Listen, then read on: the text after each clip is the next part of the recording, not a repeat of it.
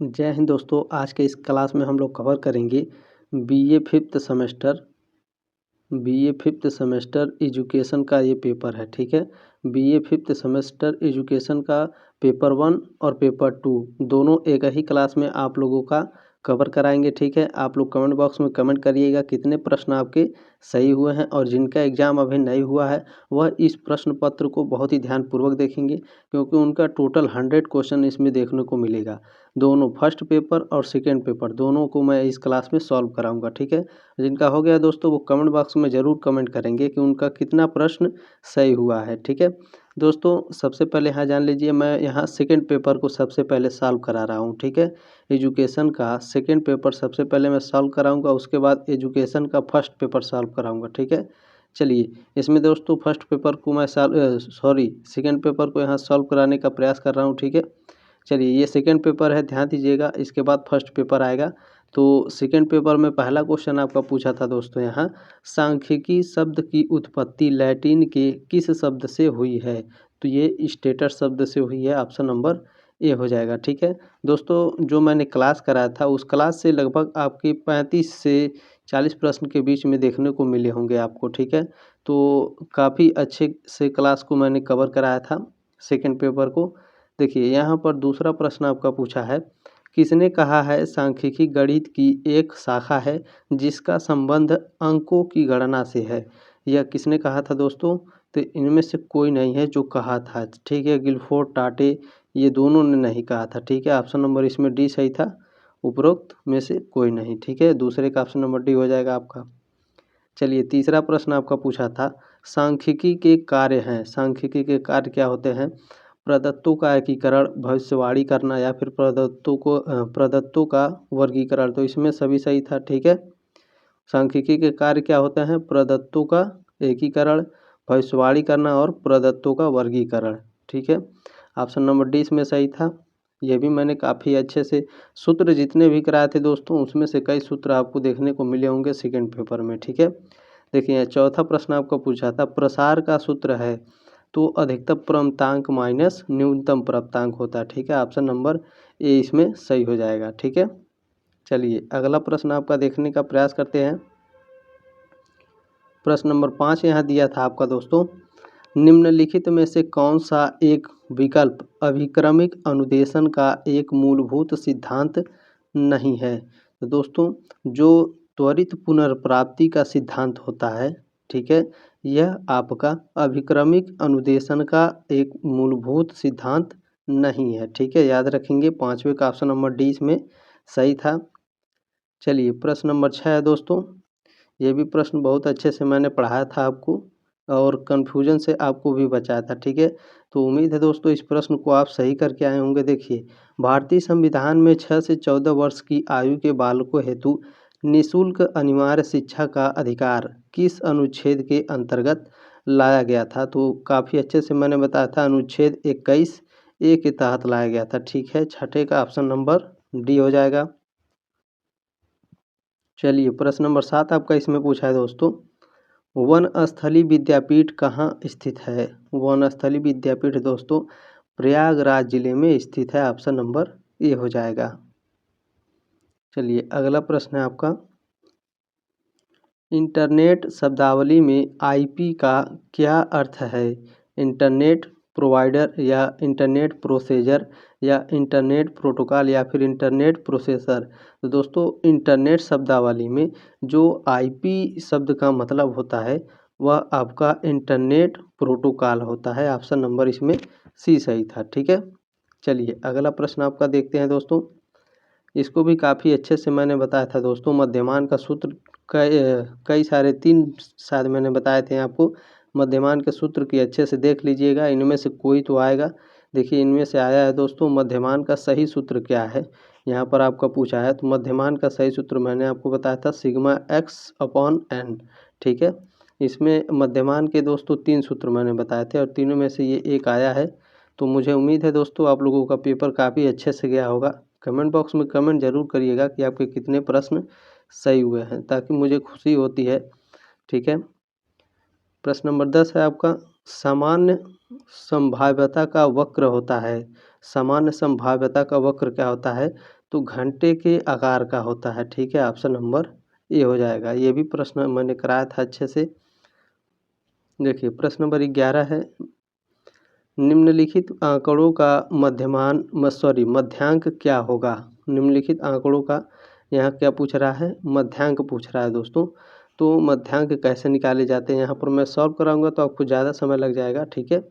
मैं आपको आंसर बताते चलूँगा। इसमें ऑप्शन नंबर सी आपका हो जाएगा। बाकी आप लोग सूत्र इसका जानते ही होंगे कि मध्यांक का सूत्र क्या होता है, n+1/2 का वां पद, ठीक है। इस तरह से निकाला जाता है, इसका सूत्र है ये। तो उम्मीद है दोस्तों आप लोग काफ़ी अच्छे से इसे सॉल्व किए होंगे, ठीक है। आप लोग सॉल्व कर बता दे रहे हैं हम इसमें आपका जो भी उत्तर होगा, ठीक है। आप लोग इसे सॉल्व कर लीजिएगा और बताइएगा कि कौन सा प्रश्न आपका सही था, ठीक है। बाकी मैं उत्तर आपको बता दिया हूँ, ठीक है। चलिए प्रश्न नंबर 12 इसमें दिया है, यदि मध्यमान तथा बहुलांक का मान क्रमशः 35 और 30 है तो मध्यांक की गणना कीजिए। तो दोस्तों इसमें आपका ऑप्शन नंबर बी सही था, ठीक है। 33.33 ये आपका ऑप्शन नंबर 20 में सही था 12 का, ठीक है। चलिए अगला प्रश्न आपका देखते हैं। प्रश्न नंबर 13 आपका पूछा है दोस्तों, केंद्रीय प्रवृत्ति की माप है। इस क्वेश्चन को मैंने कहा था दोस्तों 100% आप लिख लीजिए, स्क्रीनशॉट ले लीजिए। ये प्रश्न आना है तो आना है, देखिए आया भी है। केंद्रीय प्रवृत्ति की माप है प्रमाणिक विचलन, प्रसार, माध्य विचलन या फिर मध्यमान। तो केंद्रीय प्रवृत्ति का जो माप होता है दोस्तों वो मध्यमान होता है। ऑप्शन नंबर डी हो जाएगा। चलिए प्रश्न नंबर 14 है आपका, विचलनशीलता की माप है मध्यमान, मध्यिका और बहुलांक, ये तीनों एक होते हैं दोस्तों, ठीक है। इसमें क्या अलग है, प्रमाणिक विचलन। तो ऑप्शन नंबर डी इसमें सही हो जाएगा, ठीक है। विचलनशीलता की क्या विचलनशीलता की माप कौन सी है, प्रमाणिक विचलन, ठीक है। 14 का ऑप्शन नंबर डी इसमें सही था। चलिए प्रश्न नंबर 15 आपका इसमें दिया है दोस्तों, निम्नलिखित में से कौन एक आंकड़ों का रेखाचित्रीय निरूपण है, सहसंबंध, आयत चित्र, मध्यांक या फिर बहुलक। तो दोस्तों जो आयत चित्र है, ठीक है, आयत चित्र ये क्या है, आपको रेखाचित्रीय निरूपण है, ठीक है। आप लोग अगर ध्यान से पढ़े होंगे दोस्तों इस प्रश्न को तो आप उत्तर इसके आप स्वयं दे सकते हैं, ठीक है। आपको इसमें घबराने की ज़रूरत बिल्कुल नहीं थी, ठीक है। आयत चित्र क्या है, यह एक रेखीय चित्र है, ठीक है। चलिए अगला प्रश्न आपका पूछा था, बहुलांक का सूत्र है। तो बहुलांक का सूत्र इनमें से कौन है, तो MO = 3M - 2MD, ठीक है। ऑप्शन नंबर इसमें बी सही था 16 का। चलिए प्रश्न नंबर 17 आपका है, समान संभाव्यता वक्र का दूसरा नाम क्या है। तो ये भी मैंने आपको बताया था काफ़ी अच्छे से, गाउसियन वक्र कहा जाता है, ठीक है। 17 का ऑप्शन नंबर ए हो जाएगा। चलिए प्रश्न नंबर 18 आपका दिया है दोस्तों, केंद्रीय प्रवृत्ति की सर्वोत्तम माप है मध्यमान, माध्यिका, बहुलक या फिर SD। तो दोस्तों जो केंद्रीय प्रवृत्ति की सर्वोत्तम माप होती है वह मध्यमान होती है। ऑप्शन नंबर ए हो जाएगा। चलिए प्रश्न नंबर 19 आपका पूछा है, पाई चार्ट को कहा जाता है वृत्त, आलेख, वर्ग या ए या बी दोनों या उपरोक्त में से कोई नहीं। दोस्तों जो पाई चार्ट होता है उसे वृत्त आलेख कहा जाता है। ऑप्शन नंबर ए हो जाएगा 19 का। प्रश्न नंबर 20 इसमें क्या पूछा था आपका दोस्तों, वार्षिक प्रथम तिमाही में विभिन्न उत्पादों के विक्रय को पाई चार्ट के माध्यम से प्रदर्शित किया गया है, ठीक है। किस उत्पाद की सबसे कम बिक्री हुई है। तो यहाँ पर दोस्तों आपका पाई चार्ट दिया है, ठीक है। और इसमें दिया है किसका परसेंट सबसे कम है या फिर किसकी उत्पाद सबसे कम हुई है।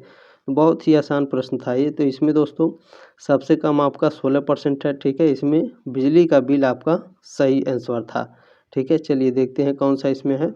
देखिए यहाँ पर दिया है बिजली का सामान, ठीक है। ऑप्शन नंबर सी इसमें सही था, ठीक है। चलिए दोस्तों इसमें प्रश्न नंबर 21 आपका पूछा है। देखिए बहुत ही आसान प्रश्न 21 भी था दोस्तों। जो प्रश्न नंबर 20 है, ठीक है, प्रश्न नंबर 21 भी सेम दिया था। बस अगर आप दिमाग से और ध्यान से अगर इस प्रश्न को हल किए होंगे तो इसका उत्तर बहुत आसानी से मिल गया होगा। चलिए मैं बता रहा हूँ। देखिए प्रश्न नंबर 21 पूछा था, किसी कक्षा के छात्रों द्वारा चुने गए रंगों को पाई चार्ट के माध्यम से प्रदर्शित किया गया है, ठीक है भैया।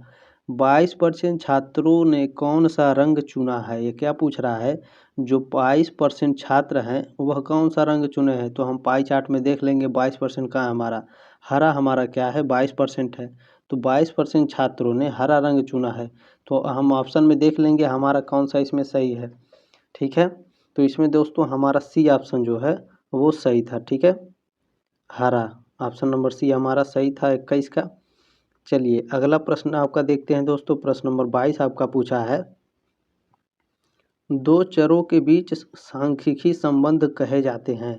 तो दोस्तों ये भी मैंने बताया था, दो चरों के बीच सांख्यिकी संबंध को सहसंबंध कहते हैं। ऑप्शन नंबर ए हो जाएगा।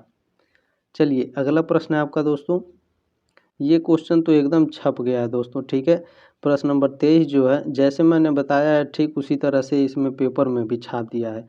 देखिए इसमें आपका पूछा था, सहसंबंध गुणांक ज्ञात करने की दो महत्वपूर्ण विधियां हैं। तो पियर्सन की प्रोडक्ट मोमेंट विधि और स्पीयरमैन की कोटि अंतर विधि, ये दोनों होती है। ठीक है, ऑप्शन नंबर सी हो जाएगा 23 का। चलिए अगला प्रश्न आपका देखते हैं। प्रश्न नंबर 24 आपका पूछा था, सहसंबंध के प्रकार हैं। सहसंबंध के प्रकार कितने हैं भैया। तो धनात्मक सहसंबंध होता है, ऋणात्मक सहसंबंध भी होता है और शून्य सहसंबंध भी होता है। ठीक है, ऑप्शन नंबर डी हो जाएगा उपरोक्त सभी। ठीक है, प्रश्न नंबर 25 आपका इसमें पूछा था दोस्तों, प्रोडक्ट मोमेंट विधि का सूत्र क्या है। तो दोस्तों 25 का ऑप्शन नंबर इसमें बी सही था। ठीक है, प्रोडक्ट मोमेंट विधि का सूत्र P = sigma X Y upon under root sigma X square गुणे सिग्मा वाई स्क्वायर। ठीक है, ऑप्शन नंबर इसमें बी सही था आपका 25 का। चलिए प्रश्न नंबर 26 आपका पूछा है दोस्तों, मध्यमान ज्ञात करने की लघु विधि का सूत्र क्या है। जो मध्यमान है दोस्तों, इसको भी मैंने 2 या 3 तरह के सूत्र बताए थे आपको मध्यमान का भी। अगर आप क्लास ध्यान से पढ़े होंगे दोस्तों तो यह पेपर आपका करीब 40 प्रश्न से ऊपर तो आपका सही हो गया होगा इस क्लास से ही। ठीक है, तो इसमें दोस्तों जो मध्यमान का सूत्र मैंने 2-3 बताया था, इसमें आपका 26 का इसमें ए सही था। ठीक है, मध्यमान = A.M। ठीक है, डॉट को गुणे कहते हैं। ठीक है, A.M प्लस कोष्टक में सिग्मा FD अपान N कोष्टक बंद गुणे आई। ठीक है, ऑप्शन नंबर ये इसमें सही था 26 का। चलिए प्रश्न नंबर 27 आपका इसमें पूछा था, 11, 12, 14, 17, 20, 27 का मध्यांक ज्ञात करें। तो दोस्तों यहाँ दूसरा सूत्र लगेगा क्योंकि यहाँ सम संख्या आया था। ठीक है, यहाँ सम संख्या आया था तो यहाँ दूसरा सूत्र लगा होगा। तो इसे आप सॉल्व कर लीजिएगा। बाकी मैं इसे उत्तर आपका सही बता देता हूँ। 31/2 इसका सूत्र, इसका उत्तर सही था। ठीक है, 27 का ऑप्शन नंबर बी सही है। प्रश्न नंबर 28 आपका पूछा है दोस्तों, किसी समूह का मध्यमान और मध्यांक क्रमशः मध्यमान 4 है और मध्यांक 12 है, बहुलांक ज्ञात करें। तो इसका ऑप्शन नंबर दोस्तों ए सही था 28। ठीक है, 28 का ऑप्शन नंबर ए सही था 28। चलिए अगला प्रश्न है आपका प्रश्न नंबर 29। इसमें पूछा था दोस्तों, a+2, a+4, a+8 और a+11 का मध्यमान यदि 10 है। ठीक है, तो ए का मान ज्ञात करें। इसका मान पूछ रहा था दोस्तों, ए का मान। तो इसमें दोस्तों 29 का ऑप्शन नंबर इसमें सी सही था। ठीक है, 5। क्योंकि दोस्तों अगर मैं सॉल्व कराऊंगा तो बहुत लंबा क्लास हो जाएगा और समय भी नहीं बचा है। ठीक है, क्योंकि और भी एग्जाम की तैयारी करानी है। प्रश्न नंबर 30 आपका है, यदि प्रदत्त आंकड़ों का वर्ग अंतराल 5 से 10 कोष्टक में 5 - 10 है तो इसका मध्य बिंदु या क्लास मार्क क्या होगा। दोस्तों 30 का ऑप्शन नंबर ए था 7.5। ठीक है, चलिए अगला प्रश्न आपका इसमें, मापन के स्तर कौन कौन हैं। तो ये भी मैंने काफ़ी अच्छे से बताया था आपको। मापन के जो स्तर होते हैं वो नामित, क्रमिक, अंतराल व अनुपातिक स्तर होते हैं। ठीक है, ऑप्शन नंबर डी हो जाएगा। प्रश्न नंबर 32 आपका पूछा है, सांख्यिकी की वह शाखा जो रेशियो स्केल और इंटरवल स्केल पर विचार करती है, जो उसे कहते हैं। ठीक है, क्या पूछा है, सांख्यिकी की वह शाखा जो रेशियो स्केल और इंटरवल स्केल पर विचार करती है उसे कहते हैं। तो इसे दोस्तों प्राचलिक सांख्यिकी और अप्राचलिक सांख्यिकी कहते हैं। ठीक है, ऑप्शन नंबर सी हो जाएगा, ए और बी दोनों। चलिए अगला प्रश्न आपका पूछा है, क्रमिक स्तर के मापन को कह सकते हैं। तो गुणात्मक वर्गीकरण और मात्रात्मक वर्गीकरण दोनों कह सकते हैं, ऑप्शन नंबर सी हो जाएगा हमारा। चलिए अगला प्रश्न आपका इसमें दिया है दोस्तों, ऊंचाई वजन ऊंचाई व लंबाई का माप करने वाले चरों को कहते हैं। तो सतत चर और असतत चर कहते हैं। ठीक है, काफ़ी आसान पेपर आया था दोस्तों। 34 का ऑप्शन नंबर सी हो जाएगा। प्रश्न नंबर 35 है आपका, सांख्यिकी के जनक हैं कौन है। ये भी मैंने कहा था कि 100% आप इसे स्क्रीनशॉट ले लीजिए, या तो नोट कर लीजिए, या छपना है तो छपना है। ठीक है, तो सांख्यिकी के जनक काफ़ी अच्छे से मैंने बताया था। इनका फुल नेम भी बताया था और इनका शॉर्ट नेम भी बताया था कि दोनों याद रखिए, दोनों में से कोई आपका एक एग्जाम में देगा, तो यहाँ फुल नेम दिया है। ठीक है, 35 का ऑप्शन नंबर ए सही है। सर रोनाल्ड एल्मर फिशर सांख्यिकी के जनक हैं। ठीक है, चलिए अगला प्रश्न है आपका दोस्तों, प्रश्न नंबर 36 है, व्यक्तियों अथवा इकाइयों की यह संपूर्णता जिससे शोध हेतु आवश्यक संगकों का संचयन कार्य करते हैं कहलाते हैं। पेपर थोड़ा सा क्वालिटी अच्छा नहीं है, फिर भी बहुत ही अच्छा है।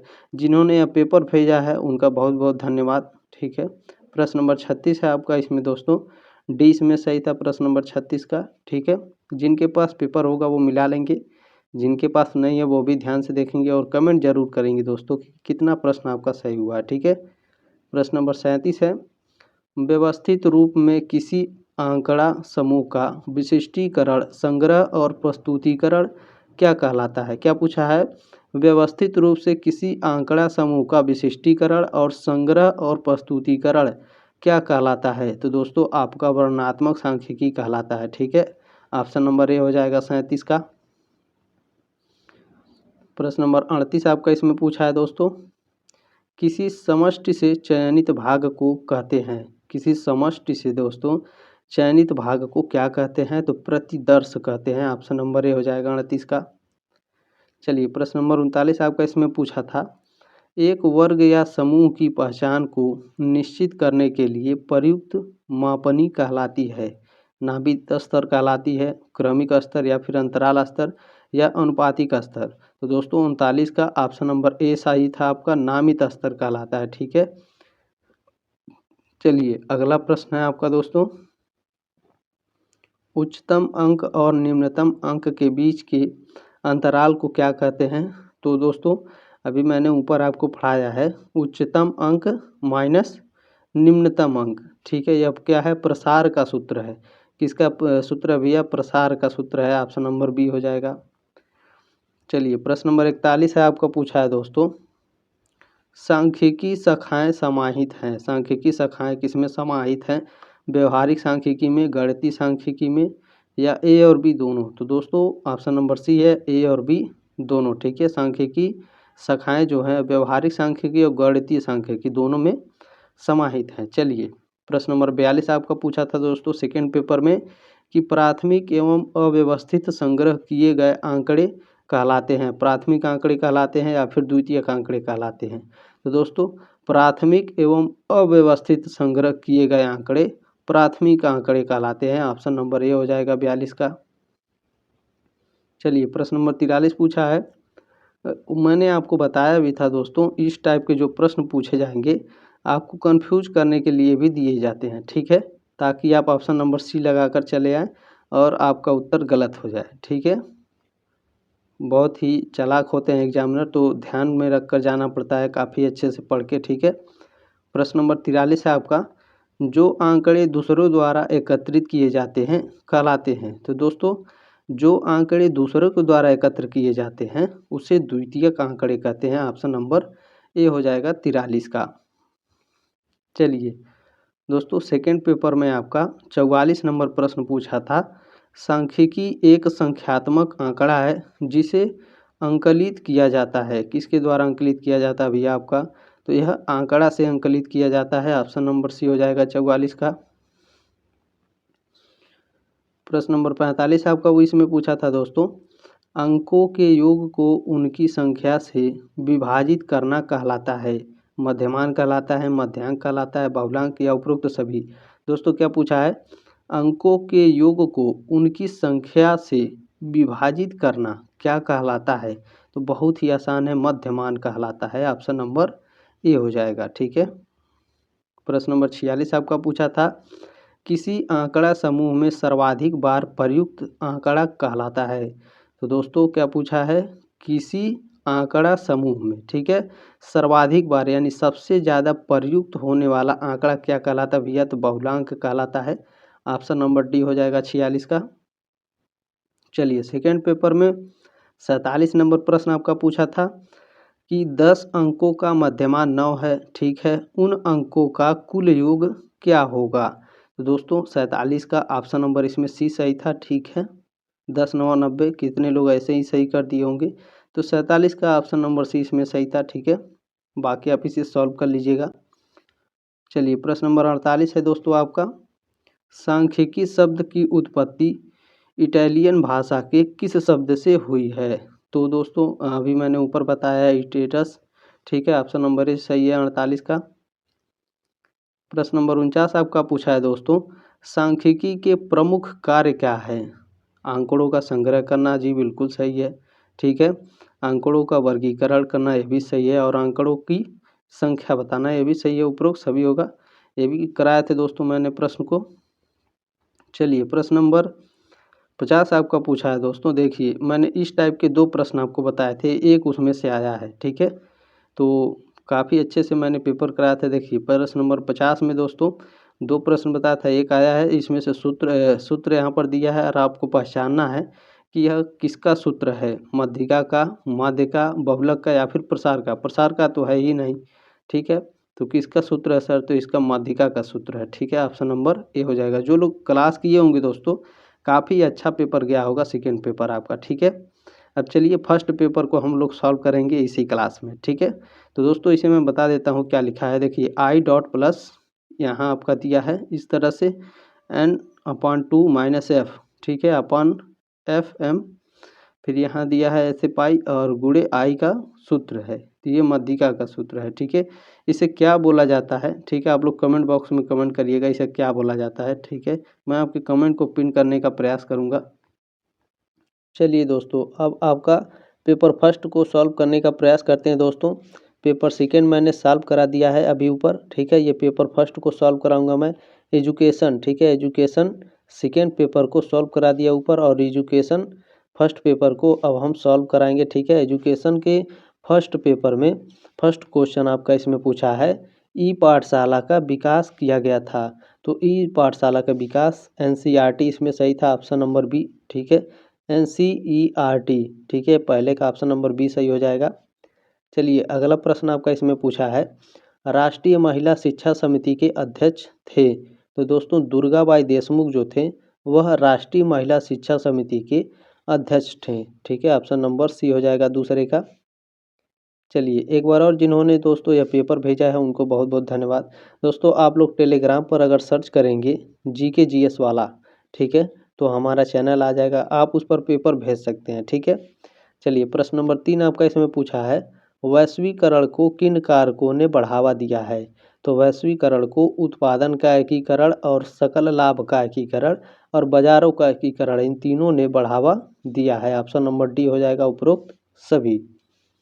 चलिए प्रश्न नंबर 4 आपका इसमें पूछा था दोस्तों, राष्ट्रीय महिला शिक्षा समिति का गठन हुआ कब हुआ था? तो 1958 में हुआ था। 4 का ऑप्शन नंबर सी हो जाएगा। ठीक है, चलिए अगला प्रश्न आपका इसमें पूछा था दोस्तों, निम्नलिखित में से कौन सा एक विकल्प अभिक्रमिक अनुदेशन का एक मूलभूत सिद्धांत नहीं है? तो दोस्तों ऑप्शन नंबर इसमें डी सही था। ठीक है, त्वरित पुनर्प्राप्ति का सिद्धांत। चलिए अगला प्रश्न आपका पूछा है, ये पेपर सेकेंड का लग रहा है दोस्तों, हो सकता है कोई गलती हो गई होगी, लेकिन आप लोग इसमें ध्यान दीजिएगा, मैं फिर से आपको इसको बता दे रहा हूँ। ठीक है, भारतीय संविधान में 6 से 14 वर्ष की आयु के बालकों हेतु निःशुल्क एवं अनिवार्य शिक्षा का अधिकार किस अनुच्छेद के अंतर्गत लाया गया? तो यह अनुच्छेद 21A के अंतर्गत लाया गया। ठीक है दोस्तों, हो सकता है जिन्होंने पेपर भेजा है वह पूरा नहीं भेजा हो, कोई बात नहीं। ठीक है, फिर भी हम इसे सॉल्व कराने का प्रयास करेंगे। चलिए प्रश्न नंबर 7 आपका पूछा है वन स्थलीय विद्यापीठ कहाँ स्थित है, तो यह प्रयागराज जिले में स्थित है। ऑप्शन नंबर ए हो जाएगा। या हो सकता है दोस्तों जो सेकंड पेपर में पूछा था वही आपका फर्स्ट पेपर में भी पूछा हो, ठीक है। 2-4 क्वेश्चन तो हो सकता है पूछ लिया हो, लेकिन ध्यान दीजिएगा आप लोग, ठीक है। कमेंट बॉक्स में कमेंट जरूर करेंगे कि क्या सही है, ठीक है। प्रश्न नंबर 8 है दोस्तों, इंटरनेट शब्दावली में आईपी का क्या अर्थ है, तो इंटरनेट शब्दावली में दोस्तों आईपी का अर्थ होता है इंटरनेट प्रोटोकॉल। 8 का ऑप्शन नंबर सी सही है। चलिए प्रश्न नंबर 9 आपका पूछा था इसमें दोस्तों, पर्यावरण का घटक है, भौतिक घटक, जैविक घटक, सामाजिक घटक नहीं है, उपरोक्त तो सभी भी नहीं है, तो जैविक घटक है, ठीक है। पर्यावरण का घटक क्या भैया, जैविक घटक है। चलिए ऑप्शन नंबर बी सही हो जाएगा 9 का। प्रश्न नंबर 10 आपका पूछा है दोस्तों, निम्न में से कौन सी आउटपुट डिवाइस नहीं है, क्या पूछा है, आउटपुट डिवाइस नहीं है, तो प्रिंटर क्या है, आउटपुट डिवाइस है, प्लांटर भी आउटपुट डिवाइस है, स्कैनर हमारा आउटपुट डिवाइस नहीं है। कैसे, तो जो हम लोग दुकान पर सामान लेने जाते हैं तो वहाँ फ़ोन पे गूगल पे का स्कैनर लगा होता है, ठीक है। तो हम उस पर जब स्कैन करते हैं तो वहाँ वह बोलता है कि इतने रुपए प्राप्त हुए, अमिताभ बच्चन जी बोलते हैं, ठीक है, कोई भी बोलता हो, ठीक है। तो स्कैनर क्या है, यह आउटपुट डिवाइस नहीं है, यह क्या है, इनपुट डिवाइस है, ठीक है। हम क्या करते हैं स्कैनर में, इनपुट करते हैं। चलिए ऑप्शन नंबर सी हो जाएगा 10 का। प्रश्न नंबर 11 है आपका, शिक्षण मशीन के प्रतिपादक थे BF स्किनर या फिर SL प्रेसी या फिर डेविस या DW एलन। तो दोस्तों जो शिक्षण मशीन के प्रतिपादक थे आपके वह BF स्किनर थे। 11 का ऑप्शन नंबर ए हो जाएगा। चलिए प्रश्न नंबर 12 आपका पूछा है, ईमेल शब्द का अर्थ निम्न में से कौन सा है, आपातकालीन मेल है, अतिरिक्त मेल है, इलेक्ट्रॉनिक मेल है या बाहरी मेल है, तो ऑप्शन नंबर सी इसमें सही था आपका दोस्तों, इलेक्ट्रॉनिक मेल, ठीक है। ईमेल का शब्द क्या होता है, इलेक्ट्रॉनिक मेल। यह आसान क्वेश्चन था दोस्तों, आप लोगों को पता होगा या पहले से। चलिए प्रश्न नंबर 13 आपका इसमें पूछा है दोस्तों, सुदूर स्थानों तक सूचना, इसमें सही से नहीं लिखा है, ठीक है, फिर भी मैं पढ़ने का प्रयास करता हूँ। देखिए, सुदूर स्थानों तक सूचना को तुरंत स्थानांतरित करने के लिए उपयोग की जाने वाली विधि कहलाती है, तो 13 का दोस्तों ऑप्शन नंबर डी सही है, दूर संचार कहलाती है, ठीक है। चलिए अगला प्रश्न आपका देखते हैं दोस्तों। प्रश्न नंबर 14 इसमें पूछा था, नॉर्मन ए क्राउडर ने निम्न में से क्या विकसित किया था, रेखी अभिक्रमित अधिगम या फिर व्यक्तिनिष्ठ अनुदेशन प्रणाली या फिर अवरोही अधिक्रमित अधिगम या फिर शाखी अभिक्रमित अधिगम। दोस्तों जो नॉर्मन ए क्राउडर थे इन्होंने शाखी अभिक्रमित अधिगम विकसित किया था, ठीक है। 14 का ऑप्शन नंबर डी इसमें सही था। प्रश्न नंबर 15 आपका पूछा है, निम्न में से कौन कठोर उपागम में प्रयुक्त होने वाली सामग्री नहीं है, तो दोस्तों जो ब्लैक बोर्ड है, ठीक है, ऑप्शन नंबर 20 में सही था 15 का। चलिए आगे बढ़ते हैं, प्रश्न नंबर 16 देखने का प्रयास करते हैं, शिक्षा तकनीक ने शिक्षण प्रक्रिया को बनाया है, कैसे बनाया है, तो पाठ्य वस्तु केंद्रित बनाया है, ठीक है। 16 का ऑप्शन नंबर बी सही हो जाएगा, कंटेंट सेंट्रेड, ठीक है, कंटेंट सेंट्रेड बोलते हैं शिक्षा तकनीकी के शिक्षण प्रक्रिया। यानी दोस्तों जो शिक्षा तकनीकी ने शिक्षण प्रक्रिया, यानी दोस्तों जो शिक्षण का जो तकनीकी है, यानी जैसे हम लोग मोबाइल में पढ़ते हैं, आप कहीं भी इंटरनेट पर सर्च करेंगे तो वो क्विकली आपको उत्तर मिल जाता है। तो शिक्षा तकनीकी ने शिक्षण प्रक्रिया को क्या बनाया भैया, तो कंटेंट सेंट्रेड, यानी आप अगर सर्च करेंगे कि एजुकेशन का मुझे सेकंड पेपर चाहिए यूट्यूब पर, गूगल पर सर्च करते हैं तो भी आता है, ठीक है। यूट्यूब पर सर्च करेंगे तो भी आपको कंटेंट मिल जाएगा, हर एक कंटेंट मिलेगा हर एक सब्जेक्ट का, ठीक है। तो कंटेंट सेंट्रेड होगा, पाठ्य वस्तु केंद्रित। चलिए अगला प्रश्न है आपका इसमें, अभिक्रमित अनुदेशन के प्रकार के विषय में कौन सही है, तो दोस्तों 17 का ऑप्शन नंबर बी आपका सही हो जाएगा, ठीक है। चलिए अगला प्रश्न है आपका इसमें, प्रश्न नंबर 18 पूछा है दोस्तों, शिक्षा तकनीकी से तात्पर्य होता है, शिक्षा तकनीकी से क्या तात्पर्य होता है भैया, तो आपका मशीनों का उपयोग, ठीक है। शिक्षा तकनीकी से तात्पर्य होता है मशीनों का उपयोग। 18 का ऑप्शन नंबर ए सही हो जाएगा। प्रश्न नंबर 19 आपका पूछा है दोस्तों, निम्न में से कौन स्व अनुदेशन की विशेषता नहीं है? तो 19 का ऑप्शन नंबर सी आपका सही था। इसमें दोस्तों विद्यार्थी का मूल्यांकन शिक्षक को करना पड़ता है, यह अनुदेशन आपका सही नहीं था, यह विशेषता सही नहीं थी स्व अनुदेशन की। ठीक है, चलिए अगला प्रश्न आपको देखते हैं दोस्तों। क्या पूछा है? NIRF का पूर्ण रूप क्या है? NIRF का पूर्ण रूप क्या है दोस्तों? NIRF का जो पूर्ण रूप होता है आपका, वो होता है नेशनल इंस्टीट्यूशनल रैंकिंग फ्रेमवर्क। ठीक है, नेशनल इंस्टीट्यूशन रैंकिंग फ्रेमवर्क। ठीक है, 20 का ऑप्शन नंबर बी सही है इसमें। चलिए प्रश्न नंबर 21 आपका इसमें पूछा था दोस्तों, EDUSAT का पूर्ण रूप क्या है? यहाँ दिया है दोस्तों EDUSAT का पूर्ण रूप क्या है?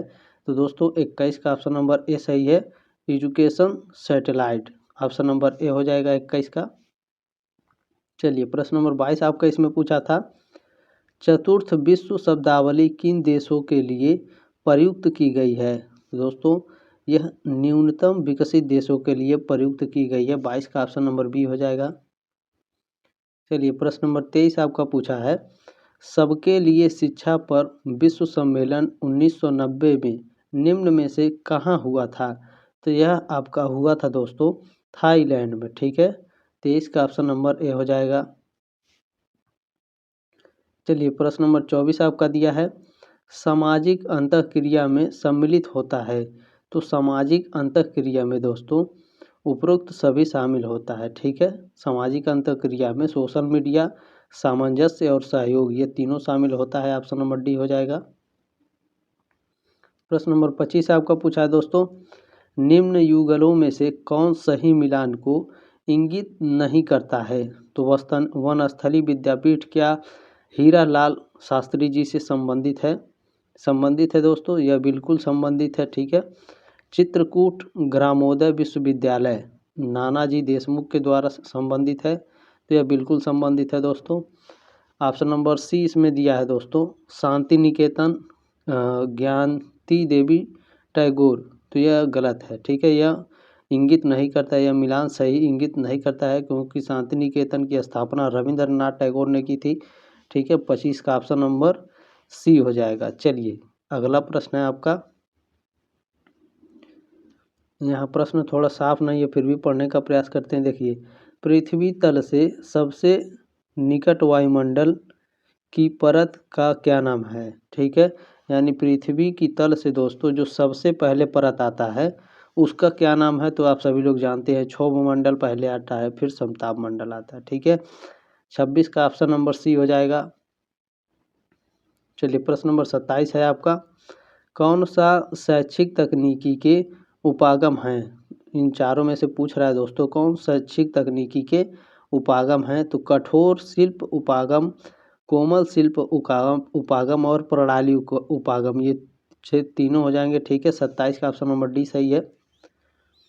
प्रश्न नंबर 28 आपका इसमें पूछा है दोस्तों, ध्यान देंगे, किसने कहा शैक्षिक तकनीकी सीखने और सिखाने की दिशाओं में वैज्ञानिक ज्ञान का प्रयोग है, जिसके द्वारा शिक्षण एवं प्रशिक्षण की प्रक्रिया की प्रभावपूर्णता और दक्षता का विकास कर उसमें सुधार लाया जाता है? यह किसके द्वारा कहा गया था दोस्तों?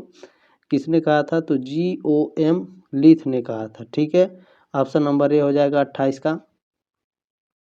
प्रश्न नंबर 29 आपका पूछा है, शैक्षिक तकनीकी के प्रकार हैं। शैक्षिक तकनीकी कितने प्रकार की होती है भैया? तो यह 3 प्रकार की होती है। ऑप्शन नंबर बी हो जाएगा। प्रश्न नंबर 30 आपका पूछा है, ICT में सी का अर्थ निम्न में से कौन सा है? तो दोस्तों ICT में सी का अर्थ पूछ रहा है, तो सी का अर्थ हो गया संचार। ऑप्शन नंबर सी हो जाएगा 30 का। चलिए प्रश्न नंबर 31 पूछा है, डिजिटल सिस्टम में सबसे छोटी इकाई होती है। डिजिटल सिस्टम में सबसे छोटी इकाई बीट होती है। ऑप्शन नंबर ए हो जाएगा। प्रश्न नंबर 32 आपका पूछा है, जैविक पर्यावरण के अंतर्गत कौन आता है? तो मानव आता है। ऑप्शन नंबर ए हो जाएगा। इन सभी प्रश्नों को मैंने काफ़ी अच्छे से आपको पढ़ाया था दोस्तों, ठीक है। प्रश्न नंबर 33 है, CFC का पूर्ण रूप है? तो कार्बन क्लोरोफ्लोरो होता है, सॉरी क्लोरोफ्लोरोकार्बन होता है। तो 33 का ऑप्शन नंबर बी सही हो जाएगा, ठीक है, क्लोरोफ्लोरोकार्बन। प्रश्न नंबर 34 आपका पूछा है दोस्तों, रेडियोधर्मी प्रदूषण का प्रभाव होता है। रेडियोधर्मी प्रदूषण का प्रभाव होता है दोस्तों, आनुवांशिक कोशिकाओं में परिवर्तन होता है, घातक विकिरण, महामारियों में वृद्धि, ठीक है। ऑप्शन नंबर डी हो जाएगा, उपरोक्त सभी। चलिए प्रश्न नंबर 35 आपका देखते हैं दोस्तों, क्या इसमें दिया है। पृथ्वी के सबसे ऊपरी सतह को जाना जाता है। तो पृथ्वी के सबसे ऊपरी सतह को भू प्रॉपर्टी के रूप में जाना जाता है। 35 का ऑप्शन नंबर ए सही है। प्रश्न नंबर 36 इसमें दिया है दोस्तों, विश्व पर्यावरण दिवस मनाया जाता है, आप सभी लोग जानते हैं 5 जून को मनाया जाता है। 36 का ऑप्शन नंबर डी है। प्रश्न नंबर 37 पूछा है इसमें, शिक्षा का अधिकार अधिनियम 2009 लागू हुआ था। इसको काफ़ी अच्छे से मैंने विस्तार पूर्वक बताया था। तो 1 अप्रैल 2010 में हुआ था। ऑप्शन नंबर बी हो जाएगा 37 का। चलिए प्रश्न नंबर 38 आपका दिया है दोस्तों, वनस्थली विद्यापीठ की स्थापना कब हुई थी? तो वनस्थली विद्यापीठ की स्थापना 1935 ईस्वी में हुई थी। 38 का ऑप्शन नंबर डी हो जाएगा। प्रश्न नंबर 39 आपका पूछा है दोस्तों, NMICT इसका फुल फॉर्म पूछ रहा है, NMEICT का। तो इसका फुल फॉर्म ऑप्शन नंबर 20 में सही था, national mission on education through ICT, ठीक है, इसका फुल फॉर्म होता है। ऑप्शन नंबर 20 में सही था। चलिए अगला प्रश्न आपको देखने का प्रयास करते हैं। प्रश्न नंबर 40 पूछा था दोस्तों, इसको थोड़ा बड़ा करते हैं, ठीक है। प्रश्न नंबर 40 आपका इसमें पूछा था, चित्रकूट ग्रामोदय विश्वविद्यालय की स्थापना हुई थी। तो चित्रकूट ग्रामोदय विश्वविद्यालय की स्थापना 1991 ईस्वी में हुई थी। 40 का ऑप्शन नंबर डी इसमें सही है। चलिए अगला प्रश्न आपका देखते हैं दोस्तों। अगला प्रश्न पूछा है इसमें, देखिए, RMSA निम्न में से किससे संबंधित है? दोस्तों जो RMSA है वह किससे संबंधित है? माध्यमिक शिक्षा से, प्राथमिक शिक्षा से, उच्च शिक्षा से, या उपरोक्त में से कोई नहीं? तो दोस्तों 41 का ऑप्शन नंबर ए सही था, ठीक है, माध्यमिक शिक्षा से संबंधित है। 41 का ऑप्शन नंबर ए सही है। चलिए प्रश्न नंबर 42 आपका पूछा है, जैव विविधता के लिए कौन सा अंतर्राष्ट्रीय दिवस है? जैव विविधता के लिए दोस्तों कौन सा अंतर्राष्ट्रीय दिवस मनाया जाता है? तो दोस्तों 42 का ऑप्शन नंबर ए है, 22 मई को, ठीक है, ऑप्शन नंबर ए सही है। चलिए अगला प्रश्न है आपका, प्रश्न नंबर 43 आपका पूछा है दोस्तों, निम्न में से कौन सा वायु प्रदूषण है? Carbon dioxide gas, carbon monoxide gas, chlorofluorocarbon, या उपरोक्त सभी? तो वायु प्रदूषण पूछ रहा है दोस्तों, इनमें से कौन सा वायु प्रदूषण है? तो दोस्तों उपरोक्त सभी है। क्या है? उपरोक्त सभी वायु प्रदूषण है। प्रश्न नंबर 44 आपका पूछा है दोस्तों, पर्यावरण शिक्षा का उद्देश्य कौन सा है? तो पर्यावरण शिक्षा का उद्देश्य होता है जागरूकता, ज्ञान और अभिवृद्धि, ठीक है, ऑप्शन नंबर डी हो जाएगा, उपरोक्त सभी। प्रश्न नंबर 45 आपका क्या कहा था, ध्यान दीजिएगा, किसने कहा पर्यावरण वह बाह्य शक्ति है जो मानव को प्रभावित करती है? तो ये EJ रॉस ने कहा था। ऑप्शन नंबर ए हो जाएगा 45 का। ये भी प्रश्न को काफ़ी अच्छे से मैंने बताया था दोस्तों। प्रश्न नंबर 46 आपका पूछा है, ट्विटर किस प्रकार के सामग्री के अंतर्गत आता है? तो यह सोशल मीडिया के अंतर्गत आता है, आप सभी लोग जानते हैं दोस्तों। 46 का ऑप्शन नंबर ए सही हो जाएगा। चलिए अगला प्रश्न आपका क्या पूछा है इसमें, प्रश्न नंबर 47 है, स्वयं का पूर्ण रूप है, SWAYAM, स्वयं का पूर्ण रूप पूछ रहा है दोस्तों। तो इसका फुल फॉर्म होता है आपका study webs of active learning for young expiring mind, ठीक है, ऑप्शन नंबर सी हो जाएगा 47 का। प्रश्न नंबर 48 आपका पूछा है दोस्तों, मूक का फुल फॉर्म क्या होता है? MOOC, मूक का फुल फॉर्म क्या होता है दोस्तों? तो मूल का फुल फॉर्म होता है आपका मैसिव ओपन ऑनलाइन कोर्स, ठीक है, यहाँ पर है मैसिव ओपन ऑनलाइन कोर्सेज, ठीक है, ऑप्शन नंबर 20 में सही हो जाएगा 48 का। ठीक है, याद रखेंगे ऑप्शन नंबर बी सही है।